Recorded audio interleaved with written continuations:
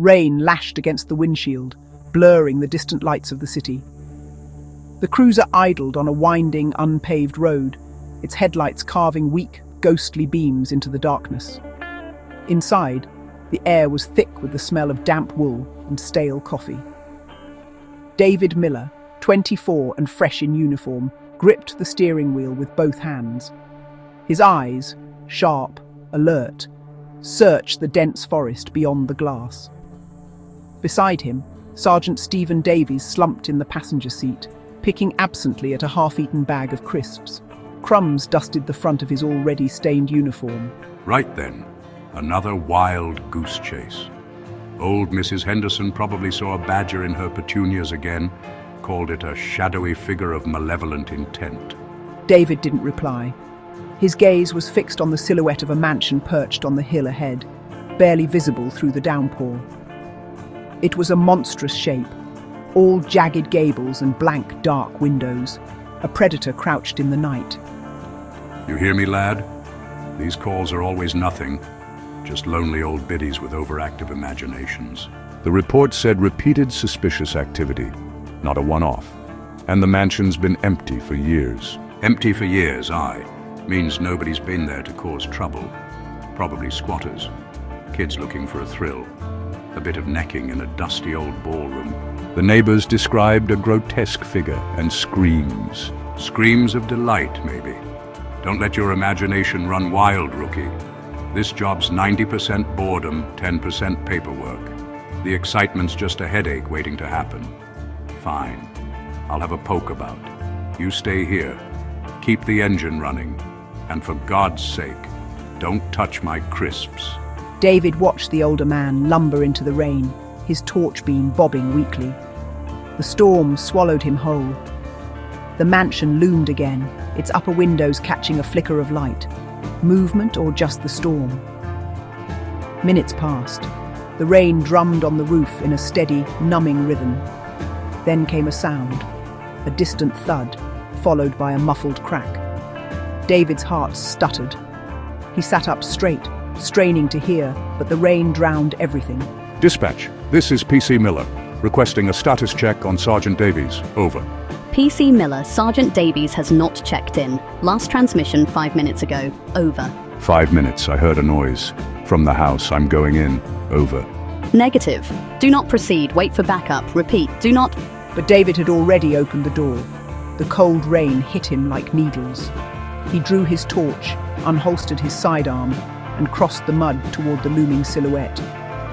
The heavy oak doors groaned as he pushed them open. A blast of cold, fetid air met him. The foyer was vast, the beam of his torch barely cutting the gloom. The smell was thick, rot, dust, and something metallic, coppery. Sergeant? Stephen? No answer. Only the drip of water from a leaky ceiling. The floor was littered with plaster and debris. Once grand portraits lined the walls, their faces warped, their eyes seeming to follow him. He stepped carefully, his boots creaking on damp wood. Then he saw it, a dark shape at the foot of the staircase. He rushed forward. The sight stopped him cold. Stephen lay sprawled across the floor, eyes open wide in terror. His neck was twisted at an unnatural angle. Blood pooled beneath him, seeping into the rug. David's breath hitched. He dropped to one knee, trembling. There was no pulse, no movement, only the smell, sharp, metallic, final. Dispatch! Sergeant Davies is down! He's dead! Confirm your location. What is the nature of his injuries? His neck's broken.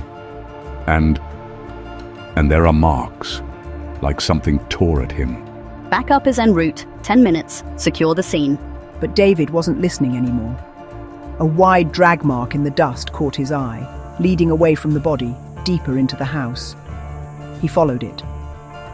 The trail led to a heavy, iron-bound door. It stood slightly ajar, breathing a cold draft that stank of wet earth and decay. David pushed it open with his gun barrel. Beyond was a stone staircase descending into darkness.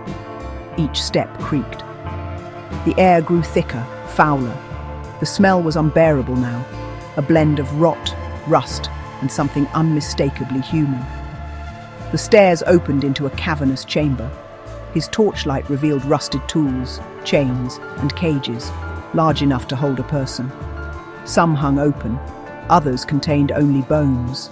A torn scrap of blue fabric caught the light, a police uniform. David's stomach lurched.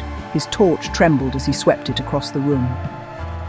On a table in the center lay a human torso, dissected and half decayed. A sound echoed, a low growl, deep and animalistic, from the shadows beyond. David spun, weapon raised. His torch caught movement, a figure emerging from the dark. It was tall and skeletal, its limbs too long, its skin pale and stretched thin over bone.